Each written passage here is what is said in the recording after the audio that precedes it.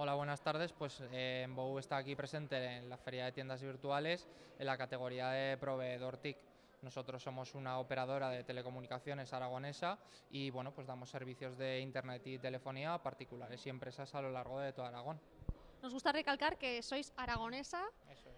y lo malo es eso, que es una parcela donde hay muchísima gente y muy grandes. Ujú. Ahí os estáis dando un poquito de tortas para sacar un poquito de tajada, ¿no? Eso es.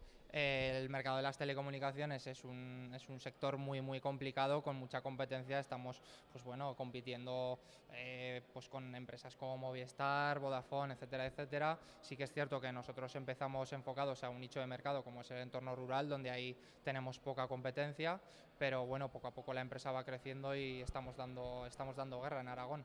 ¿Empezasteis con el tema rural por tema de que había poca competencia o porque os queréis fijar allí porque Aragón es más entorno rural que otra cosa? No, a ver, empezamos en el entorno rural porque había un déficit muy grande en las telecomunicaciones en el entorno rural y porque además era un nicho de mercado que no estaba cubierto.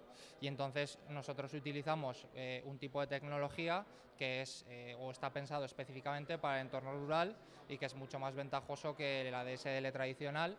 Entonces nos permite pues tener unos precios competitivos y llegar a sitios donde otras operadoras no llegan.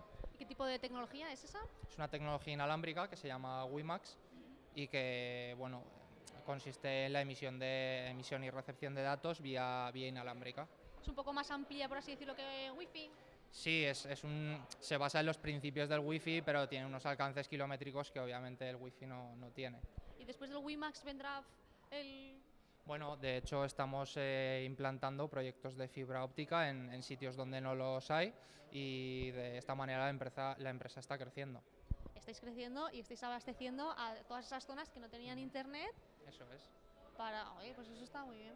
Nosotros damos servicio desde el pueblecito más pequeño del Pirineo hasta la empresa más grande que quiera contratarnos pues en Zaragoza, en Huesca, en Teruel, en cualquier sitio. Siempre que esté en Aragón, nosotros le podemos dar servicio. Perfecto. ¿Y es la primera vez que venís a la Feria de Tiendas Virtuales?